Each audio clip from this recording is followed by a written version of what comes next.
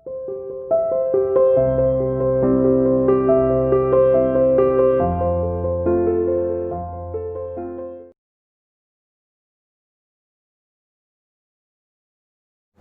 Students, welcome to CR international school online classes. कैसे हो बेटा? आशा करती हूँ सभी अपने घर पर स्वस्थ होंगे, सुरक्षित होंगे। देखिए बेटा, आज हम अपनी क्लास 8 की हिंदी की क्लास में अपना जो हिंदी की पाठ्य पुस्तक है वसंत भाग 3, उसका पाठ 5 शुरू कर रहे हैं, जिसका नाम है चिट्ठियों की अनूठी दुनिया। बेटा, आप लोग सभी जानते हो, फोन तो अभी अभी आए हैं कुछ समय से ही। पहले चिट्ठियों से ही संदेश जो एक दूसरे के पास पहुंचाए जाते थे। उसके बाद एसएमएस आए, फिर फोन आए, फोन पे बात होने लगी। भाई ये कीपैड वाले आए, फिर एंड्रॉइड फोन आ गए। आप इतने सारे आपकी ये फोन की जो कैटेगरी, जो आपका ये सिस्टम बढ़ता जा रहा है। वीडियो कॉल भी हो गया, ऐसा लगता है जैसे सामने बैठकर ही बात कर रहे हो। इस तरह से जो पहले की जो चिट्ठियों की जो अनूठी दुनिया थी कि चिट्ठियों से कैसा फील होता है, क्या सिस्टम होता है, कैसे लिखते हैं, कैसे भेजते हैं, वो उस बारे में ये सारा इस चैप्टर में बताया गया है। ठीक है बेटा, चैप्टर का नाम है चिट्ठियों की अनूठी दुनिया, और इसके जो लेखक है वो कौन है? अरविंद कुमार सिंह। ठीक है, कौन है इसके लेखक? अरविंद कुमार सिंह। देखिए, लेखक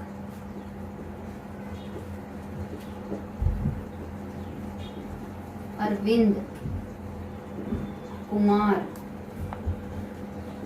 सिंह।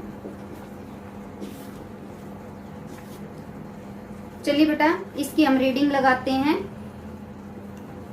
पत्रों की दुनिया भी अजीबोगरीब है और उसकी उपयोगिता हमेशा से बनी रही है।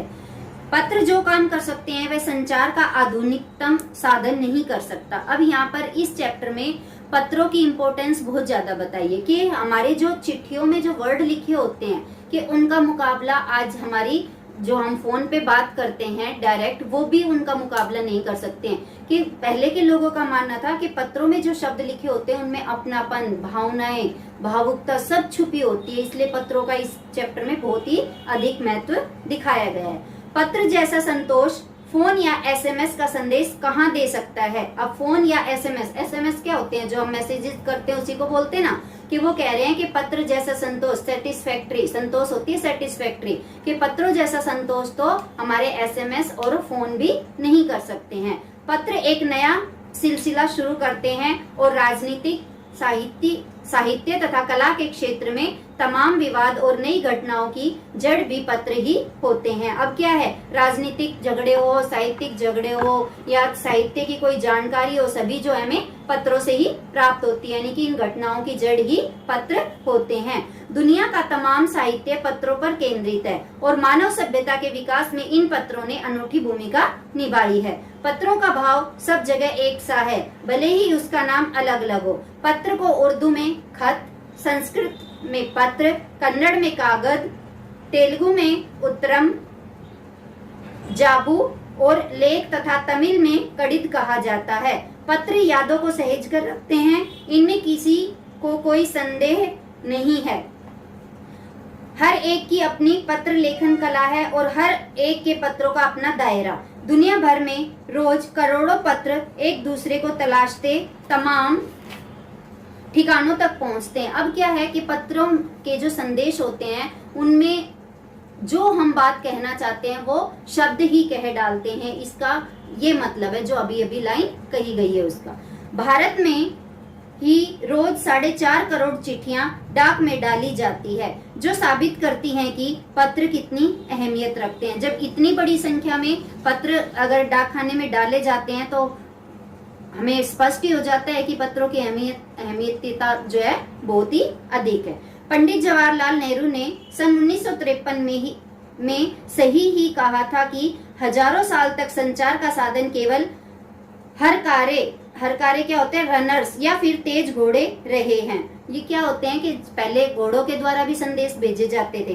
तो पंडित जी ने यही बताया था कि 1953 में कहा था कि हजारों साल तक संचार का साधन केवल रनर्स या फिर तेज घोड़े रहे हैं। उसके पहिए आज पर रेलवे और तार से भारी बदलाव आया। तार ने रेलों से भी तेज गति में संवाद पहुंचाने का सिलसिला शुरू किया। अब टेलीफोन, वायरलेस और आगे रेडार, दुनिया बदल रहा है। अब क्या था कि पत्र के जो होते थे वो पहले डाक के द्वारा जो है बहुत देर में पहुंचते थे। अब रेल के द्वारा, संचार के द्वारा जो है पत्र जल्दी से पहुंचने लगे। और अब टेलीफोन से या वायरलेस फोन से तो हमारे जो पत्रों की थोड़ा सा महत्व जो है कम हो गया है। पिछली शताब्दी में पत्र लेखन ने एक कला का रूप ले लिया। डाक व्यवस्था के सुधार के साथ पत्रों को सही दिशा देने के लिए विशेष प्रयास किए गए। पत्र संस्कृति विकसित करने के लिए एक स्कूली पाठ्यक्रमों में पत्र लेखन का विषय भी शामिल किया गया। अब बेटा पत्र जब हमारे इतने काम आते हैं तो उस पत्र लेखन को जो हमारे सिलेबस में, हमारे पाठ्यक्रम में भी शामिल किया गया। जैसे आप लिखते हो, अभी पत्र लिखते हो ना, ऐसे लेटर लिखते हो, एप्लीकेशन लिखते हो, तो ये पत्र लेखन में ही आते हैं। तो इसको ये जरूरी हो गया था, तो इसको हमें हमारे पाठ्यक्रम में, हमारी पढ़ाई में इसको शामिल किया गया था। भारत ही नहीं, दुनिया के कई देशों में ये प्रयास चले और विश्व डाक संघ ने अपनी ओर से काफी प्रयास किए। विश्व डाक संघ की ओर से 16 वर्ष से कम आयु वर्ग के बच्चों के लिए पत्र लेखन प्रतियोगिताएं आयोजित करने का सिलसिला सन 1972 से शुरू किया गया। यह सही है कि खास तौर पर बड़े शहरों और महानगरों में संचार साधनों के तेज विकास तथा अन्य कारणों से पत्रों की आवाजाही प्रभावित हुई है, पर देहाती दुनिया आज भी चिट्ठियों से ही चल रही है। फैक्स, ईमेल, टेलीफोन तथा मोबाइल ने चिट्ठियों की तेजी को रोका है, पर व्यावसायिक डाक की संख्या लगातार बढ़ रही है। अब क्या है कि हमारे फैक्स हो गए, ईमेल हो गए, फोन पे बात करते हैं, वीडियो कॉल हो गई, कि बहुत सारे हमारे साधन चल गए, तो हमारे पत्रों का महत्व थोड़ा सा तो कम हो गया है। लेकिन जो हमारे व्यापारिक डाक हैं, जैसे हमारे बिजनेस से रिलेटेड है या किसी संस्था से रिलेटेड है, स्कूल वगैरह जो भी हमारी संस्थाएं होती है, सबसे रिलेटेड जो काम होते हैं वो भी अब भी पत्रों के द्वारा ही किया जाता है। जहाँ तक पत्रों का सवाल है, अगर आप बारीकी से उसकी तह में जाएं तो आपको ऐसा कोई नहीं मिलेगा जिसने कभी पत्र को न लिखा या न लिखाया हो या पत्रों का बेसब्री से इंतजार न किया हो। हमारे सैनिक तो पत्रों का जिस उत्सुकता से इंतजार करते हैं उसकी कोई मिसाल ही नहीं।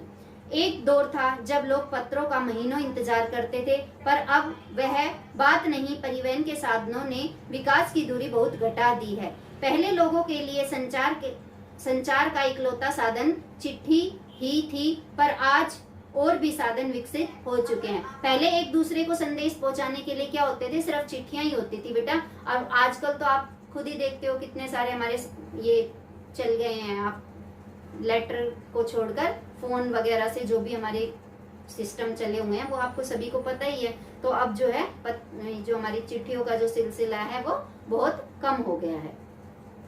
आज देश में ऐसे लोगों की कमी नहीं जो अपने पुरखों की चिट्ठियों को सहेज कर और संजोकर विरासत के रूप में रखे हुए हो, या फिर बड़े बड़े लेखक, पत्रकारों, उद्यमी, कवि, प्रशासक, सन्यासी या किसान, इनकी पत्र रचनाएं अपने आप में अनुसंधान का विषय है। अगर आज जैसे संचार साधन होते तो पंडित नेहरू अपनी पुत्री इंदिरा गांधी को फोन करते, पर तब पिता के पत्र पुत्री के नाम नहीं लिखे जाते जो देश के करोड़ों लोगों को प्रेरणा देते हैं। पत्र को तो आप सहेज कर रख लेते हैं, पर एसएमएस संदेशों को आप जल्दी ही भूल जाते हैं। कितने संदेशों को आप सहेज कर रख सकते हैं? तमाम महान हस्तियों की तो सबसे बड़ी यादगार या धरोहर उनके द्वारा पत्र लिखे गए पत्र ही हैं। भारत में इस श्रेणी में राष्ट्रपिता महात्मा गांधी को सबसे आगे रखा जा सकता है। अब यहाँ पर क्या बताया बेटा कि पत्र जो होते थे पहले के टाइम में, जब पत्र लिखते थे, चिट्ठियों को तो हम लिख सकते हैं। चिट्ठी कितनी सी होती, इतनी पतली सी होती है, और कई कई महीनों में एक एक पत्र आता था पहले तो हम उनको सहेज कर रख सकते हैं, यानी कि सहेज कर मतलब संभाल कर रख सकते हैं। तो हम किसी की भी बात को सहेज कर संभाल कर रख सकते हैं। लेकिन जब आप फोन करते हो तो वो डायरेक्ट आप बात करते हो तो वो तभी की तभी समाप्त हो जाती है। ऐसे ही आप मैसेजेस करते हो, उनको कितने टाइम तक, थोड़े टाइम तक रख लोगे। जब बहुत ज्यादा हो जाते हैं तो हमें हटाने पड़ते हैं, डिलीट करने पड़ते हैं। तो पत्रों को सहेज कर रखा जाता है और फोन या एसएमएस को नहीं। तो बेटा ये आज मैं आपको ये चैप्टर जो 5th था आधा पढ़ दिया है, आधा हम कल की क्लास में पढ़ेंगे। तब तक के लिए bye, have a nice day.